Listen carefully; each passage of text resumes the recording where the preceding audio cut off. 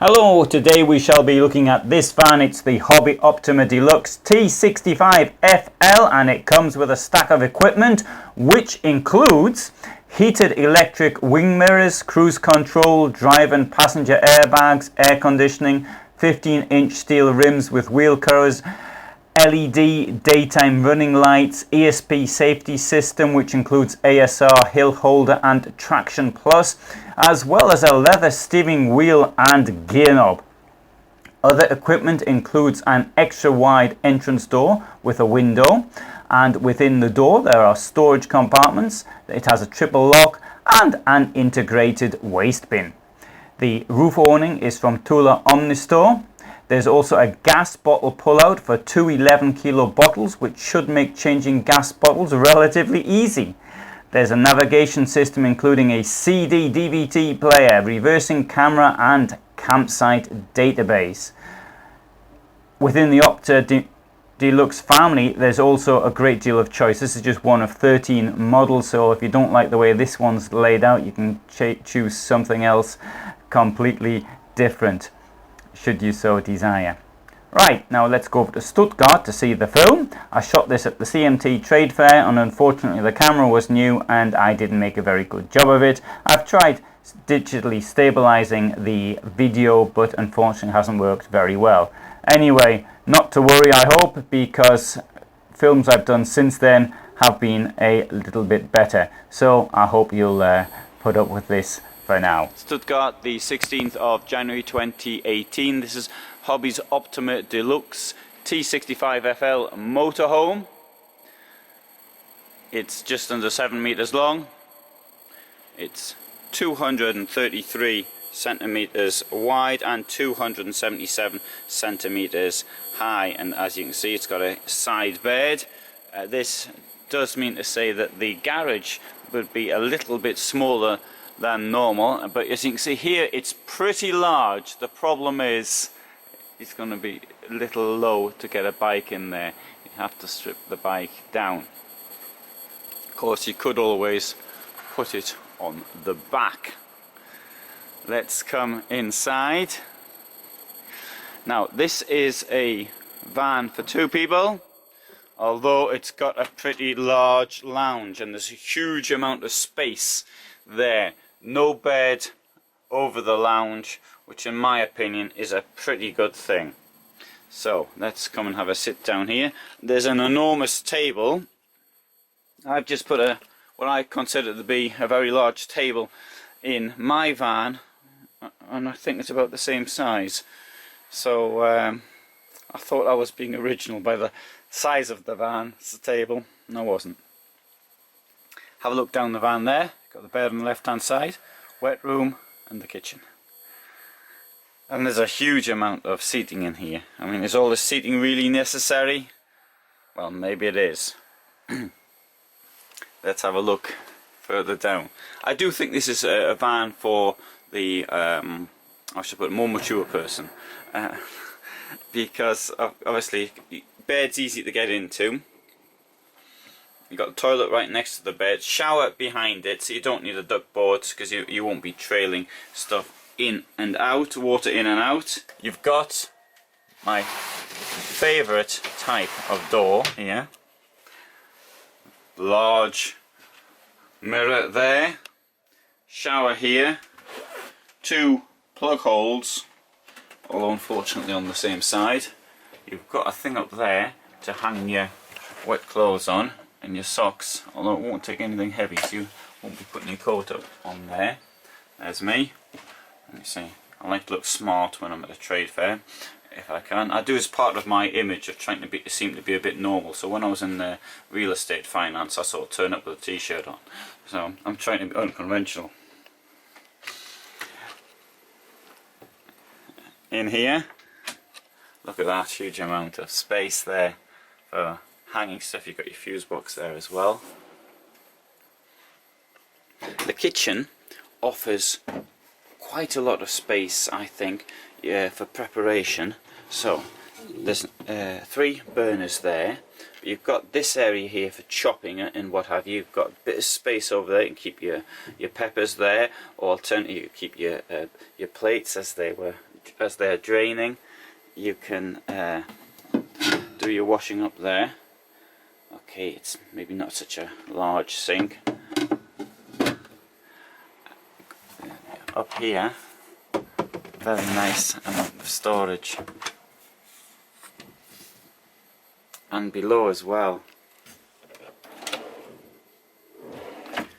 deep drawers. And here. And there's your gas.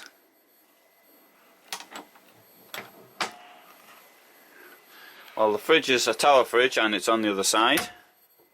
It's here. Dometic. And additional storage above and below the van. Now, the heating is in a very sensible place. Oh, sorry, the heating control, there's the Truma iNet over there. You don't have to get out of bed to actually turn the thing on. It does take a few minutes to warm up, but if you're sort of half asleep and then you can turn it on should you so desire. But the system is brilliant. I'm really very impressed by it. One feature I appreciate very much is the shelf above the bed. So it's great for keeping books or glasses as you're reading.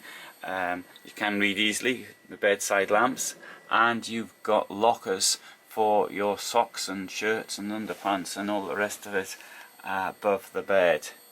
Next to the bed, a window, so you can look out and see the sea or whatever it is next to you wherever you are parked. As you come in, you might want to take your shoes off, and then you can stick them in there.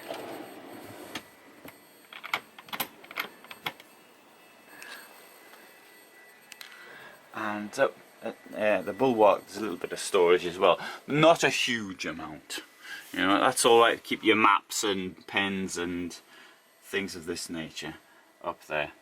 As you can see, in this case it's on a Fiat 6-speed chassis.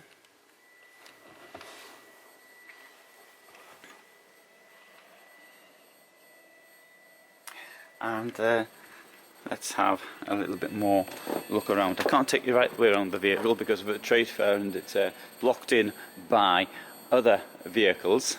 So, but that's the Optima de Luxe T65. Got the Optima Premium here. You can see that in other films. You've got another Optima Deluxe down here. So let's have a look at that one. I'll say something about the insulation, which is used. It's using XPS, and you can see that I did a comparison between XPS and EPS at Dusseldorf. You can see that in another film, and why XPS is so much better. Okay, in this version here, you've got a payload there of 640 kilos. That's the entire payload. It's not just that in the garage. But in this case we've got a totally different layout, and which I'll show you. Now you can see the film I did of this in Dusseldorf, and we were really impressed at the time by this vehicle. But since then I have received a complaint by one person who bought it on the basis of the video we did, and they had problems with the bed. Anyway, so I make that point because it is a pretty unusual and well thought out layout, but if the bed doesn't work then we do have a problem. And here's another Optima Deluxe. This is the T75. Smaller garage.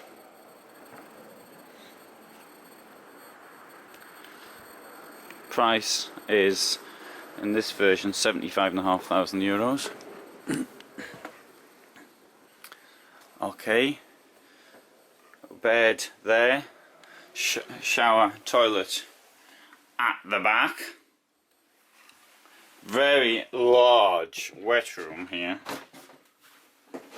Sorry, people said that my camera wasn't wide enough. Now I'll get a wide one, and it's not wide enough. And we've got that bed above there as well.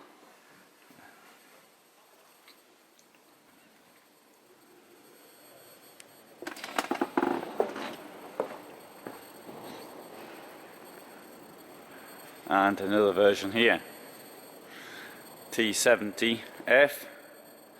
This cost in this version €70,500.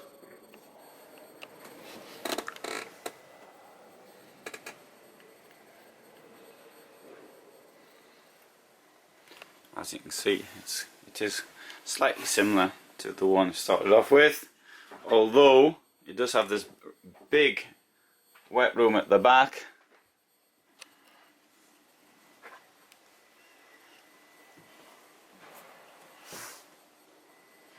But otherwise relatively similar.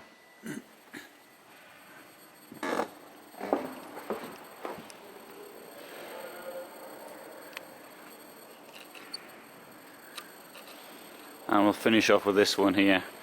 I'll do some of these in more depth individually. This one here costs 64,000. Optima de Luxe V60GF.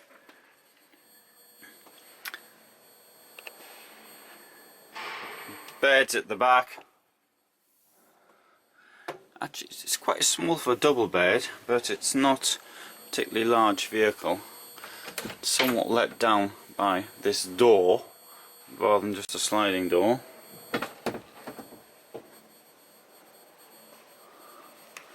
Plenty of hanging space.